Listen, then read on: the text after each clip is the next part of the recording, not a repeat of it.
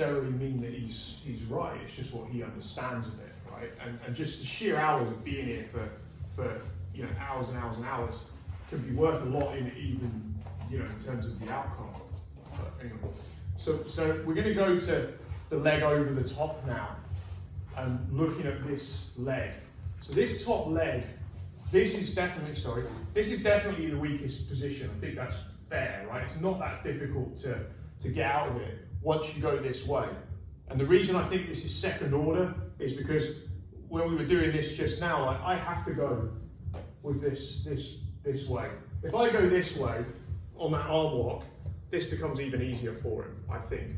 Just turn that way.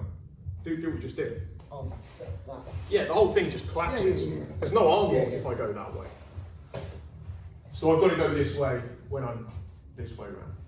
So now we're going to go over the top.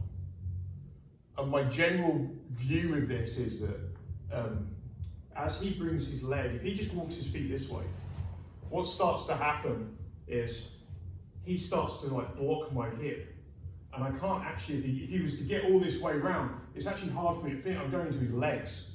And it creates a lot of space. Regardless of what I do with this leg, it creates a lot of space for him to, it feels like, begin to get his arm out. So even here, can you pull your arm out? So even if I kick this really tight, boom.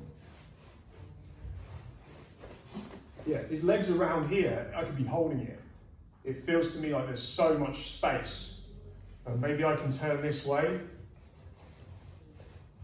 Oh, I'm still coming out. So for me, there's almost like a second order on this.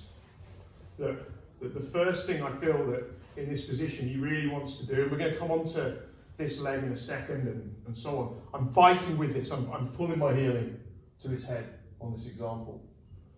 And I'm going this way. So if I get here and I arm lock him, can you get your arm out now? It's difficult. Yeah. So keep holding the grip and now walk your feet towards me. Yeah, it brings it round. I think that's the most basic thing of always getting the feet up to this way. And notice that my arm is pointing this way. So once I start blocking his head in, I think the second order starts to become that, yeah, there's all kinds of things you can do under this leg and we're going to come on to it, but the basic idea is my arm. If you can't see the light above you because my leg's over it type thing, then he walks his feet this way.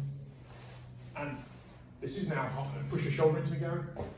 Yeah, it all begins for me to unravel. My arm points the way out.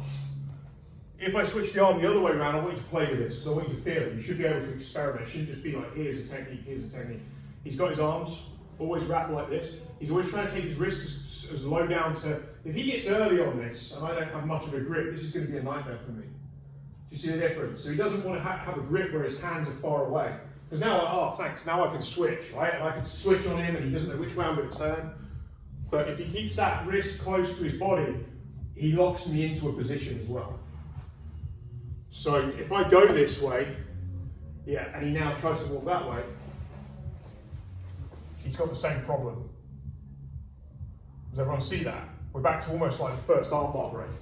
Look how it lines up perfectly if I turn this way. You feel the pressure there? So much older as well. It's horrible, isn't it? Yeah. So I actually want you to play with that. Walk your legs this way. Yeah, now pull your arm out. And he just pushes his shoulder in and takes his arm out. Versus, we go this way. Yeah. I can't even start. I mean, it's helping it. for me, this is why I think this is the second order. First thing, where's his leg to my head? Second thing, which arm is he dominating with? And I would still try and hitchhike it, but we can come on to that. Henry don't like a hitchhiker, so we'll see.